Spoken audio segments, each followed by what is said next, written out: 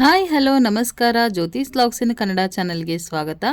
ನಾನಿವತ್ತು ಬಂದ್ ದೋಸೆ ಮತ್ತು ಅದ್ರ ಜೊತೆಗೆ ತರಕಾರಿ ಸಾಗು ಹೇಗೆ ಮಾಡೋದು ಅಂತ ತೋರಿಸ್ತಾ ಇದ್ದೀನಿ. ಮೊದಲಿಗೆ ದೋಸೆ ಮಾಡೋದಕ್ಕೆ ಏನು ಬೇಕು ಅಂತ ನೋಡ್ಕೊಂಬರೋಣ ಬನ್ನಿ. ನಾನಿಲ್ಲಿ ದೋಸೆ ಮಾಡೋದಕ್ಕೆ ಒಂದು ಅರ್ಧ KGಯಷ್ಟು ಅಕ್ಕಿ ತೊಗೊಂಡಿದ್ದೀನಿ. ಒಂದು 2-3 ಸಾರಿ ನೀರು ಹಾಕಿ ಚೆನ್ನಾಗಿ ವಾಶ್ ಮಾಡಿ ತೊಗೊಂಡಿದ್ದೀನಿ. ನೀವು ರೇಷನ್ ಅಕ್ಕಿನಾರು ತೊಗೋಬೋದು ಅಥವಾ ದೋಸೆ ಅಕ್ಕಿನಾರು ತೊಗೋಬೋದು. ಹಾಗೆ ಇದಕ್ಕೆ 1.5 ಟೇಬಲ್ ಸ್ಪೂನಷ್ಟು ಮೆಂತ್ಯಕಾಳು ಹಾಕ್ತಾಯಿದ್ದೀನಿ. ಹಾಗೆ ಒಂದು 2 ಟೇಬಲ್ ಸ್ಪೂನಷ್ಟು ಉದ್ದಿನಬೇಳೆ ಹಾಕ್ತಾಯಿದ್ದೀನಿ. ಉದ್ದಿನಬೇಳೆ ಜಾಸ್ತಿ ಹಾಕೋಕ್ಕೆ ಹೋಗಬೇಡಿ, ಜಾಸ್ತಿ ಹಾಕಿದರೆ ದೋಸೆ ಅಷ್ಟು ಚೆನ್ನಾಗಿ ಬರೋದಿಲ್ಲ. ಹಾಗೆ ಒಂದು ಟೀ ಗ್ಲಾಸಿಂದ ಅರ್ಧ ಟೀ ಗ್ಲಾಸ್ನಷ್ಟು ಅವಲಕ್ಕಿನ ಸೇರಿಸಿ ಒಂದು 6-7 ಗಂಟೆ ಇದನ್ನು ನೆನೆಯಕ್ಕೆ ಬಿಡ್ತಾಯಿದ್ದೀನಿ. ನಾನಿವಾಗ ಮಧ್ಯಾಹ್ನ 12 ಗಂಟೆ ಆಗಿದೆ. ಇವಾಗ ನಾನು ಅಕ್ಕಿನ ನೆನೆಸಿಡ್ತಾ ಇದ್ದೀನಿ. ಅಂದರೆ ಸಂಜೆ 7 ಅಥವಾ 8 ಗಂಟೆ ಅಷ್ಟೊತ್ತಿಗೆ ನಾವು ಅಕ್ಕಿನ ರುಬ್ಕೋಬೋದು. ನೋಡಿ, ಇವಾಗ ಅಕ್ಕಿ ಎಲ್ಲ ಚೆನ್ನಾಗಿ ನೆಂದಿದೆ. ನೀವು ಬೇಕಿದ್ದರೆ ಅವಲಕ್ಕಿ ಮತ್ತು ಬೇಳೆನ ಸಪ್ರೇಟಾಗಿ ನೆನೆಸ್ಕೋಬೋದು. ನಾನು ಮಾತ್ರ ಯಾವಾಗಲೂ ಇದೇ ರೀತಿಯೇ ಮಾಡ್ತೀನಿ, ತುಂಬ ಚೆನ್ನಾಗಿ ಬರುತ್ತೆ ದೋಸೆ. ಇವಾಗ ಇದನ್ನೆಲ್ಲ ರುಬ್ಕೊಂಬರೋಣ. ತುಂಬ ತರಿ ಅಂತ ಏನಿಲ್ಲ, ನೀವು ದೋಸೆಗೆ ಮಾಮೂಲಿ ದೋಸೆಗೆ ಹೇಗೆ ರುಬ್ತಿರೋ ಅದೇ ರೀತಿ ರುಬ್ಬಿದರೆ ಆಯಿತು. ನಾನಿವಾಗ ಇದನ್ನು ರುಬ್ಕೊಂಬರ್ತೀನಿ. ನೋಡಿ, ಇಷ್ಟ ಆದರೆ ಆಯಿತು. ತುಂಬ ತೆಳುವಾಗೂ ಬೇಡ, ತುಂಬ ಗಟ್ಟಿಯಾಗೂ ಇರಬಾರ್ದು. ನಾನಿವಾಗ ಎಲ್ಲ ಹಿಟ್ಟನ್ನು ಇದೇ ರೀತಿ ರುಬ್ಬಿ ಆಗಿದೆ. ಒಂದ್ಸರಿ ಚೆನ್ನಾಗಿ ಎಲ್ಲನೂ ಮಿಕ್ಸ್ ಮಾಡ್ಕೊಳ್ಳಿ. ನೋಡಿ, ಇಷ್ಟು ಹದವಾಗಿದ್ದರೆ ಆಯಿತು. ಇವಾಗ ಈ ಹಿಟ್ಟನ್ನು ಒಂದು 7-8 ಗಂಟೆವರೆಗೂ ನೆನೆಯಕ್ಕೆ ಬಿಡ್ತಾಯಿದ್ದೀನಿ. ಅಂದರೆ ರಾತ್ರಿ ಒಂದು 7-8 ಗಂಟೆ ಅಷ್ಟೊತ್ತಿಗೆ ಹಾಕಿದರೆ ಬೆಳಗ್ಗೆ ಅಷ್ಟೊತ್ತಿಗೆ ಚೆನ್ನಾಗಿ ನೆಂದಿರುತ್ತೆ. ಇವಾಗ ಈ ಹಿಟ್ಟು 7-8 ಗಂಟೆವರೆಗೂ ನೆಂದಿದೆ. ರಾತ್ರಿ ನೀವು ಸ್ವಲ್ಪ 7-8 ಗಂಟೆ ಅಷ್ಟೊತ್ತಿಗೆ ಹಿಟ್ಟನ್ನು ರುಬ್ಬಿದರೆ ಈ ರೀತಿ ಚೆನ್ನಾಗಿ ಉಬ್ಬಿ ಬರುತ್ತೆ. ಹಿಟ್ಟು ಚೆನ್ನಾಗಿ ನೆಂದಿದೆ.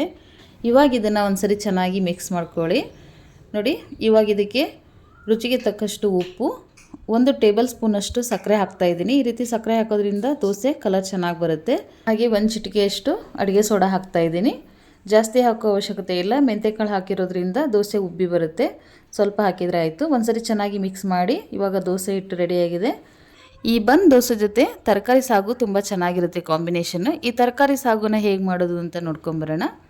ನಾನಿಲ್ಲಿ 3 ಟೇಬಲ್ ಸ್ಪೂನಷ್ಟು ತೊಗರಿಬೇಳೆ ತೊಗೊಂಡಿದ್ದೀನಿ. ಹಾಗೆ 2 ಕ್ಯಾರೆಟ್ನ ಈ ರೀತಿ ಕಟ್ ಮಾಡಿ ತೊಗೊಂಡಿದ್ದೀನಿ. 1 ದೊಡ್ಡ ಆಲೂಗಡ್ಡೆನ ಸಿಪ್ಪೆ ತೆಗೆದು ಈ ರೀತಿ ಕಟ್ ಮಾಡಿ ನೀರಲ್ಲಿ ಹಾಕಿಟ್ಟಿದ್ದೀನಿ. ಒಂದು ಅರ್ಧ ಕಪ್ನಷ್ಟು ಬೀನ್ಸ್ ತೊಗೊಂಡಿದ್ದೀನಿ. ಹಾಗೆ 1 ಕ್ಯಾಪ್ಸಿಕಮ್ನ ಕಟ್ ಮಾಡಿ ತೊಗೊಂಡಿದ್ದೀನಿ. 2 ಟೊಮೊಟೊ ತೊಗೊಂಡಿದ್ದೀನಿ, ಹುಳಿ ನೋಡಿ ತೊಗೋಬೇಕು. ಹಾಗೆ ಸ್ವಲ್ಪ ಕಾಯಿ ತುರಿನ ತೊಗೊಂಡಿದ್ದೀನಿ. ಕರಿಬೇವು, 1 ಚಿಕ್ಕ ನಿಂಬೆಹಣ್ಣಿನ ಗಾತ್ರದಷ್ಟು ಹುಣಸೆ ಹಣ್ಣನ್ನು ಈ ರೀತಿ ನೀರಿಗೆ ಹಾಕಿ ನೆನೆಸಿಟ್ಟಿದ್ದೀನಿ. 1 ಟೇಬಲ್ ಸ್ಪೂನಷ್ಟು ಉದ್ದಿನಬೇಳೆ, 1 ಟೇಬಲ್ ಸ್ಪೂನಷ್ಟು ಕಡಲೆಬೇಳೆ, ಅರ್ಧ ಟೇಬಲ್ ಸ್ಪೂನಷ್ಟು ಜೀರಿಗೆ ತೊಗೊಂಡಿದ್ದೀನಿ. 1.5 ಟೇಬಲ್ ಸ್ಪೂನಷ್ಟು ಕೊತ್ತಂಬರಿ ಬೀಜ, 4 ಬ್ಯಾಡಗಿ ಮೆಣಸಿನ್ಕಾಯಿ, ಹಾಗೆ ಖಾರಕ್ಕೆ 4 ಗುಂಟೂರು ಮೆಣಸಿನ್ಕಾಯಿ ತೊಗೊಂಡಿದ್ದೀನಿ. ಅರ್ಧ ಇಂಚಿನಷ್ಟು ಚಕ್ಕೆ ತೊಗೊಂಡಿದ್ದೀನಿ. 1 ಏಲಕ್ಕಿ, 3 ಲವಂಗ ತೊಗೊಂಡಿದ್ದೀನಿ. ಹಾಗೆ ಅರ್ಧದಷ್ಟು ಸ್ಟಾರ್ ಅನಿಶ್ ಅಥವಾ ಚಕ್ರಮೊಗ್ಗಿ ಅಂತಲೂ ಕರೀತಾರೆ, ಅರ್ಧ ಭಾಗ ತೊಗೊಂಡಿದ್ದೀನಿ 1 ಹೂವಲ್ಲಿ. ರುಚಿಗೆ ಎಷ್ಟು ಬೇಕೋ ಅಷ್ಟು ಬೆಲ್ಲ ತೊಗೊಳ್ಳಿ. ಬೆಲ್ಲ ಇಲ್ಲಿ ಆಪ್ಷನಲ್ಲು, ನೀವು ಬೇಕಿದ್ರೆ ತೊಗೋಬೋದು, ಬೇಡ ಅಂದರೆ ಸ್ಕಿಪ್ ಮಾಡ್ಬೋದು. ಹಾಗೆ 1/4 ಟೇಬಲ್ ಸ್ಪೂನಷ್ಟು ಸೋಂಪನ್ನು ತೊಗೊಂಡಿದ್ದೀನಿ, ಬಡೆ ಸೊಪ್ಪು ಅಂತಲೂ ಕರೀತಾರೆ. ಹಾಗೆ ಅರ್ಧ ಬಟ್ಲಷ್ಟು ಬಟಾಣಿ ತೊಗೊಂಡಿದ್ದೀನಿ. ಹಸಿ ಬಟಾಣಿ ಇದ್ದರೆ ಹಸಿ ಬಟಾಣಿ ತೊಗೊಳ್ಳಿ. ಹಸಿ ಬಟಾಣಿ ಇರಲಿಲ್ಲ, ಹಾಗಾಗಿ ಒಣ ಬಟಾಣಿನ 4 ತಾಸು ನೆನೆಸ್ಬಿಟ್ಟು ತೊಗೊಂಡಿದ್ದೀನಿ. ರುಚಿಗೆ ತಕ್ಕಷ್ಟು ಉಪ್ಪು, ಅರಿಶಿನ ಪುಡಿ. ಇವಾಗ ಇದನ್ನು ಹೇಗೆ ಮಾಡೋದು ಅಂತ ನೋಡ್ಕೊಂಬರೋಣ. ನಾನಿಲ್ಲಿ ತೊಗರಿಬೇಳೆನ 2 ಸರಿ ನೀರು ಹಾಕಿ ತೊಳೆದು 5 ನಿಮಿಷ ನೀರು ಹಾಕಿ ನೆನೆಸಿಡ್ತಾ ಇದ್ದೀನಿ. ಈ ರೀತಿ ನೆನೆಸಿ ಕುಕ್ಕರಲ್ಲಿ ಬೇಯಿಸೋದ್ರಿಂದ ಬೇಳೆ ಚೆನ್ನಾಗಿ ಬೆಂದು ಬರುತ್ತೆ. ಇವಾಗ ನೆಂದಿರೋ ಈ ತೊಗರಿಬೇಳೆನ ಕುಕ್ಕರ್ಗೆ ಹಾಕಿ 2 ವಿಜಿಲು ಕೂಗಿಸ್ಕೊತೀನಿ. ಈ ಬೇಳೆ ಬೇಯೋಷ್ಟರಲ್ಲಿ ತರಕಾರಿನ ಬೇಯಿಸ್ಕೊಂಬರೋಣ. ನಾನಿಲ್ಲಿ ಒಂದು ಪಾತ್ರೆ ಇಟ್ಟು ಸ್ವಲ್ಪ ಎಣ್ಣೆ ಹಾಕಿ ಕಟ್ ಮಾಡಿಟ್ಟಿರೋ ಕ್ಯಾರೆಟು ಹಾಗೆ ನೆನೆಸಿಟ್ಟಿರೋ ಬಟಾಣಿ ಸೇರಿಸ್ತಾ ಇದ್ದೀನಿ. ಅರ್ಧ ಕಪ್ನಷ್ಟು ಬೀನ್ಸ್ ಸೇರಿಸಿ ಕಟ್ ಮಾಡಿ ನೀರಲ್ಲಿ ನೆನೆಸಿರೋ ಆಲೂಗಡ್ಡೆನ ಸೇರಿಸ್ತಾ ಇದ್ದೀನಿ. ಈ ರೀತಿ ಆಲೂಗಡ್ಡೆನ ನೀರಿಗೆ ಹಾಕೋದ್ರಿಂದ ಆಲೂಗಡ್ಡೆ ಕಪ್ಪಾಗೋದಿಲ್ಲ. ಇವಾಗ ಒಂದು ಸರಿ ಎಣ್ಣೆಲಿ ಇದನ್ನು ಚೆನ್ನಾಗಿ ಹುರ್ಕೋತಾ ಇದ್ದೀನಿ. ಹಾಗೆ ಸ್ವಲ್ಪ ಉಪ್ಪು ಸೇರಿಸಿ ಮತ್ತೊಂದು ಸರಿ ಇದನ್ನು ಚೆನ್ನಾಗಿ ಮಿಕ್ಸ್ ಮಾಡಿ ಪ್ಲೇಟನ್ನು ಮುಚ್ಚಿ 2 ನಿಮಿಷ ಬೇಯಿಸ್ಕೊತಾ ಇದ್ದೀನಿ. ಇವಾಗಿದು ಎಣ್ಣೆಲಿ ಸ್ವಲ್ಪ ಮಟ್ಟಿಗೆ ಬೆಂದಿದೆ. ಸ್ವಲ್ಪ ನೀರು ಸೇರಿಸಿ ಮತ್ತೆ ಇದನ್ನು 5 ನಿಮಿಷ ಬೇಯಿಸೋಕ್ಕೆ ಇಡ್ತಾ ಇದ್ದೀನಿ. ಹಾಗೆ ಇಲ್ಲಿ ಆವಾಗಲೇ ಬೇಯಕ್ಕಿಟ್ಟಿರೋ ಬೇಳೆನ ನೋಡೋಣ. ನೋಡಿ, ಬೇಳೆ ಎಲ್ಲ ಚೆನ್ನಾಗಿ ಬೆಂದಿದೆ. ಬೇಳೆನ ನೆನೆಸಿ ಬೇಯಿಸಿರೋದ್ರಿಂದ ಬೇಳೆ ಅದರಲ್ಲೇ ಚೆನ್ನಾಗಿ ಒಡೆದಿದೆ. ಹಾಗೆ ಬೇಯಕ್ಕಿಟ್ಟಿರೋ ತರಕಾರಿನೂ ಚೆನ್ನಾಗಿ ಬೆಂದಿದೆ. 1/4 ಭಾಗ ಇದು ತರಕಾರಿ ಬೆಂದಿದೆ. ಇವಾಗ ಸಾಗುಗೆ ಮಸಾಲೆ ಮಾಡ್ಕೊಂಬರೋಣ. ಒಂದು ಬಾಳಿಗೆ ಇಟ್ಟು ಸ್ವಲ್ಪ ಎಣ್ಣೆ ಹಾಕಿ, ಎಣ್ಣೆ ಕಾದ ನಂತರ ಕಡಲೆಬೇಳೆ, ಉದ್ದಿನಬೇಳೆ ಮತ್ತು ಕೊತ್ತಂಬರಿ ಬೀಜ ಮತ್ತು ಜೀರಿಗೆನ ಸೇರಿಸಿ ಒಂದ್ಸರಿ ಚೆನ್ನಾಗಿ ಇದನ್ನು ಹುರ್ಕೋಬೇಕು. ನೋಡಿ, ಹುರಿತಾ ಇದ್ದಾಗೇ ಪರಿಮಳ ಸಹಿತ ಎಷ್ಟು ಚೆನ್ನಾಗಿ ಬರ್ತಾ ಇದೆ.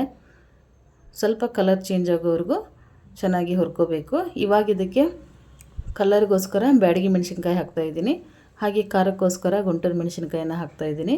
ಅರ್ಧ ಇಂಚಿನಷ್ಟು ಚಕ್ಕೆ, 1 ಏಲಕ್ಕಿ, 3 ಲವಂಗ, ಅರ್ಧ ಸ್ಟಾರ್ ಅನಿಶ್ ಅಥವಾ ಚಕ್ರ ಮೊಗ್ಗು, ಹಾಗೆ 1/4 ಟೇಬಲ್ ಸ್ಪೂನಷ್ಟು ಸೋಂಪನ್ನು ಹಾಕ್ತಾಯಿದ್ದೀನಿ. ಈ ಸೋಂಪು ಹಾಕೋದ್ರಿಂದ ಸಾಗುದು ಟೇಸ್ಟ್ ಮತ್ತು ಪರಿಮಳ ಎರಡೂ ಚೆನ್ನಾಗಿರುತ್ತೆ. ಒಂದ್ಸರಿ ಇದನ್ನು ಚೆನ್ನಾಗಿ ಹುರ್ಕೋಬೇಕು. ಹುರಿತಿರೋವಾಗಲೇ ಕೊನೆಯದಾಗಿ ಹಸಿ ಕಾಯಿ ತುರಿನ ಸೇರಿಸ್ತಾ ಇದ್ದೀನಿ. ಇಲ್ಲಿ ಸ್ವಲ್ಪ ಕಾಯಿ ತುರಿ ಸ್ವಲ್ಪ ಆರಿದರೆ ಚೆನ್ನಾಗಿರೋದು, ಆರಿದಿರಲಿಲ್ಲ, ಹಾಗಾಗಿ ನಾನು ಹಸಿದೇ ಹಾಕ್ತಾಯಿದ್ದೀನಿ. ಬೇಕಿದ್ರೆ ಒಣ ಕೊಬ್ಬರಿ ತುರಿನಾದರೂ ಸೇರಿಸ್ಕೋಬೋದು. ಇವಾಗ ಒಂದ್ಸರಿ ಚೆನ್ನಾಗಿ ಹುರಿದು ಗ್ಯಾಸ್ ಆಫ್ ಮಾಡಿ ಇದು ತಣ್ಣಗಾದ್ಮೇಲೆ ಮಿಕ್ಸಿ ಜಾರಿಗೆ ಹಾಕಿ ರುಬ್ಕೊಂಬರ್ತೀನಿ. ನೋಡಿ, ಇಷ್ಟಾದರೆ ಆಯಿತು. ಇವಾಗ ಮಸಾಲ ರೆಡಿಯಾಗಿದೆ. ಮತ್ತು ಇವಾಗ ಒಂದು ಪಾತ್ರೆಗೆ ಸ್ವಲ್ಪ ಎಣ್ಣೆ ಹಾಕಿ, ತುಂಬ ಹಾಕೋ ಅವಶ್ಯಕತೆ ಇಲ್ಲ, ಎಣ್ಣೆ ಹಾಕಿ ಎಣ್ಣೆ ಕಾದ ನಂತರ ಕರಿಬೇವು ಮತ್ತು ಟೊಮೊಟೊನ ಸೇರಿಸಿ, ಹಾಗೆ 1 ಕ್ಯಾಪ್ಸಿಕಮನ್ನು ಕಟ್ ಮಾಡಿ ಇಟ್ಕೊಂಡಿದ್ದೆ ಅದನ್ನು ಸೇರಿಸ್ತಾ ಇದ್ದೀನಿ. ಇವಾಗ ಟೊಮೊಟೊ ಮತ್ತು ಕ್ಯಾಪ್ಸಿಕಮ್ಮು ಸ್ವಲ್ಪ ಮೆತ್ತಗಾಗೋವರೆಗೂ ಹುರ್ಕೊಂಡು ಹಾಗೆ ಬೇಯಿಸಿಟ್ಟಿರೋಂಥ ತರಕಾರಿನ ಸೇರಿಸ್ತಾ ಇದ್ದೀನಿ. ಇವಾಗ ಒಂದ್ಸರಿ ಎಲ್ಲ ಚೆನ್ನಾಗಿ ಮಿಕ್ಸ್ ಮಾಡಿ ನೆಕ್ಸ್ಟು ಬೇಯಿಸಿರೋ ಬೇಳೆನ ಸೇರಿಸ್ತಾ ಇದ್ದೀನಿ. ಹಾಗೆ ಹುಣಸೆಹಣ್ಣಿನ ರಸ ತೆಗೆದಿಟ್ಟಿದ್ದೆ. ಇವಾಗ ಇದು ಕುದೀತಿರೋವಾಗ ಹುಣಸೆಹಣ್ಣಿನ ರಸನೂ ಸಹ ಸೇರಿಸ್ತಾ ಇದ್ದೀನಿ. ಹಾಗೆ ರುಬ್ಬಿಟ್ಟಿರುವಂತಹ ಮಸಾಲಾನ ಸೇರಿಸಿ ಒಂದ್ಸರಿ ಇದನ್ನು ಚೆನ್ನಾಗಿ ಮಿಕ್ಸ್ ಮಾಡಿ. ನೀವು ಬೇಕಿದ್ದರೆ ತರಕಾರಿ ಬೇಳೆನೆಲ್ಲ ಕುಕ್ಕರಲ್ಲೇ ಬೇಯಿಸ್ಕೋಬೋದು.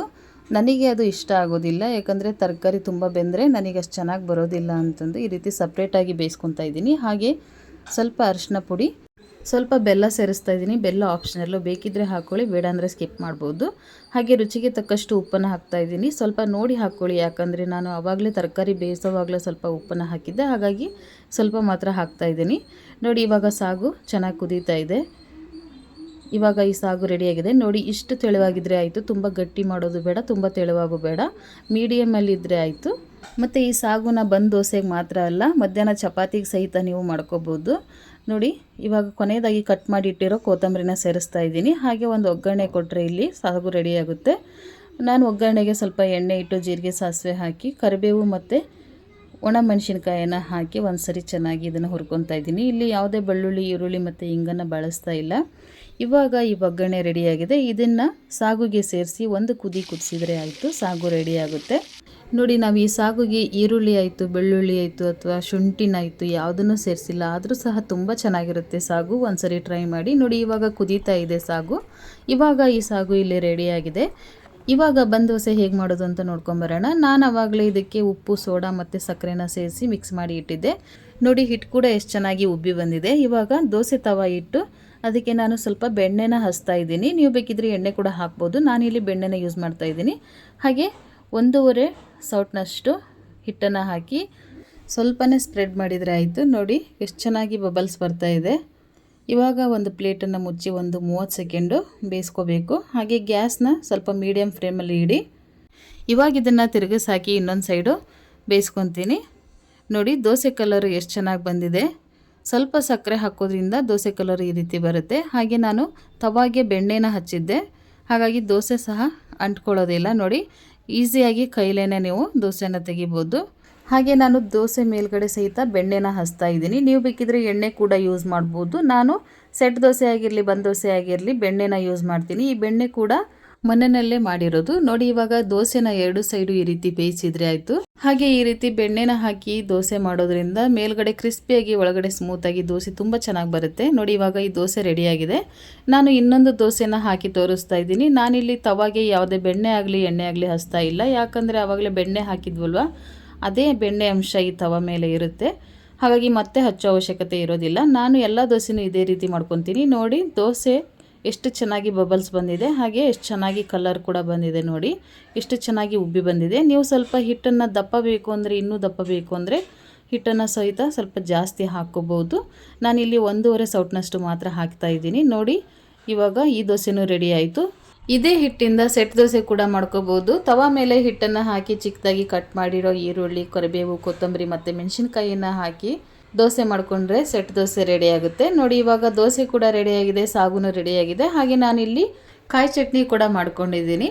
ನೋಡಿ ದೋಸೆ ತೋರಿಸ್ತಾ ಇದ್ದೀನಿ ಎಷ್ಟು ಚೆನ್ನಾಗಿ ಸ್ಮೂತಾಗಿ ಬಂದಿದೆ. ನೋಡಿ ನಾನು ಇಷ್ಟು ದಪ್ಪ ಮಾಡ್ಕೊಂಡಿದ್ದೀನಿ, ನೀವು ಬೇಕಿದ್ರೆ ಇದಕ್ಕೂ ಜಾಸ್ತಿ ದಪ್ಪ ಮಾಡ್ಕೋಬಹುದು. ಈ ದೋಸೆನ ಬಂದ್ ರೀತಿ ಸ್ವಲ್ಪ ದಪ್ಪನಾಗಿ ಮಾಡಬೇಕು, ಅಂದರೆ ದೋಸೆ ತುಂಬ ಚೆನ್ನಾಗಿ ಬರುತ್ತೆ, ಫ್ಲಫಿಯಾಗಿ ಸ್ಮೂತಾಗಿ ತುಂಬ ಚೆನ್ನಾಗಿ ಬರುತ್ತೆ.